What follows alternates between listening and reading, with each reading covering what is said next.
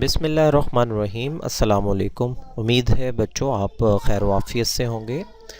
آج کا ہمارا جو 8 کلاس کا لیکچر ہے وہ مضمون نویسی پر مشتمل ہے، اور آج کے مضمون کا عنوان ہے تندرستی ہزار نعمت ہے۔ تو اس مضمون کا آغاز ہم اس شعر سے کریں گے، اور یہ شعر آپ مارکر سے لکھیں گے، اور بالکل درمیان میں جس طرح سے آپ کو دونوں مصرے جو ہے وہ برابر نظر آ رہے ہیں اسی طرح سے آپ لکھیں گے۔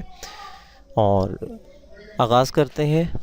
جتنے سخن ہیں، سخن کہتے ہیں شاعری کو، ٹھیک ہے، الفاظ کو بھی کہہ سکتے ہیں، شاعری کو کہہ سکتے ہیں۔ جتنے سخن ہیں سب میں یہی سخن درست، یعنی جتنی باتیں ہیں، جتنے کلام ہیں، جتنے الفاظ ہیں، سب میں یہی درست اللہ آبرو سے رکھے اور تن درست، ٹھیک ہے۔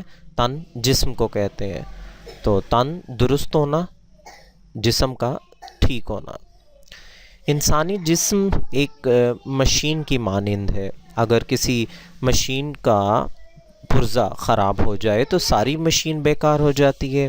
اسی طرح ہمارے جسم کا اگر کوئی عضو یعنی کہ کوئی حصہ کسی وجہ سے تندرست نہ رہے تو جسم کے سارے اعضاء بری طرح متاثر ہوتے ہیں۔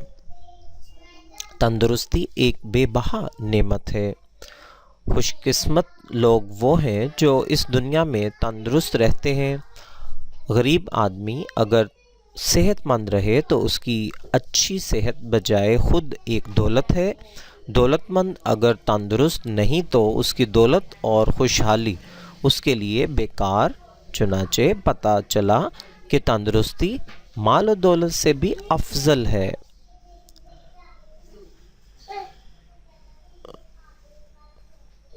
دین اور دنیا میں کامیاب ہونے کے لیے صحت مند ہونا بہت ضروری ہے۔ بیمار آدمی کی روح بھی بیمار رہتی ہے اور وہ کچھ بھی کام دلچسپی سے نہیں کر سکتا۔ زندگی میں بعض کاموں کے لیے جسمانی قوت چاہیے اور بعض کے لیے ذہنی قوت درکار ہے۔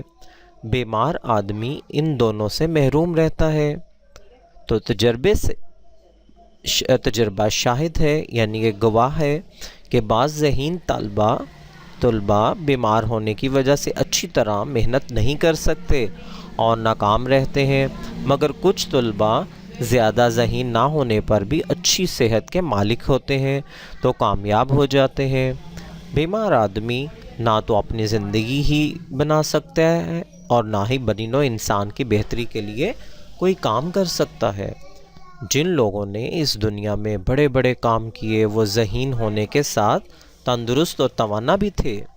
دنیا کے بڑے بڑے فاتحین، قومی مشاہیر، یعنی کہ وہ لوگ جن کے قومی سطح پر کارہائے نمایاں ہیں اور بڑے نام ہیں، بین الاقوامی شہرت رکھنے والے فلسفی اور مشہور سائنسدان ذہنی اور جسمانی طاقت کے بل بوتے پر اس مقام پر پہنچے ہیں۔ حقیقت یہ ہے کہ تندرستی اپنے فوائد کے لحاظ سے 100 نعمتوں کی ایک نعمت ہے۔ شعر لکھیں گے۔ فلاح دین و دنیا منحصر ہے تندرستی پر، غرض 100 نعمتوں کی ایک نعمت تندرستی ہے۔ تو آگے بڑھتے ہیں۔ جو شخص مسلسل بیمار رہتا ہے وہ اپنے آپ سے بھی بیزار رہتا ہے اور دنیا کی کوئی بھی چیز اسے نہیں بھاتی، یعنی اچھی نہیں لگتی۔ اس کے لیے زندگی وبال بن جاتی ہے، طبیعت چڑچڑی سی ہو جاتی ہے۔ معلوم ہوا زندگی میں صحت بہت بڑی نعمت ہے۔ ہمیں اس نعمت کی قدر کرنی چاہیے۔ جو اس کی قدر نہیں کرتا وہ اپنے رب کا ناشکرا ہے۔ بعض لوگوں کے پاس سب کچھ ہوتا ہے مگر تندرستی نہ ہونے کی وجہ سے وہ سب کچھ ان کے لیے بیکار ہے۔ کسی نے سچ کہا ہے، تندرستی ہزار نعمت ہے۔ صحت قائم رکھنے کے لیے سب سے مناسب چیز غذا ہے۔ انسان کی اکثر بیماریاں غلط غذا استعمال کرنے کی وجہ سے پیدا ہوتی ہیں۔ زیادہ کھانے سے اجتناب کرنا چاہیے۔ کسی دانا کا کہا ہے، لوگ دانتوں سے اپنی قبر کھودتے ہیں یعنی ضرورت سے بڑھ کر کھانا صحت کو خراب کر دیتا ہے۔ ثقیل اور مرغن چیزوں سے بھی پرہیز کرنا چاہیے، یعنی بہت زیادہ مرغن اور چکنائی والی چیزوں سے، تلی ہوئی چیزوں سے، زیادہ مرچ مسالے والی چیزوں سے پرہیز کرنا چاہیے۔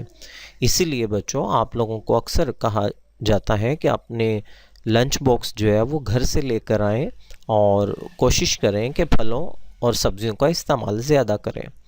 جو لوگ حضرت علی کرم اللہ وجہ کے بیان کے مطابق سیر ہونے سے پہلے کھانے سے ہاتھ کھینچ لیتے ہیں وہ تندرست رہتے ہیں۔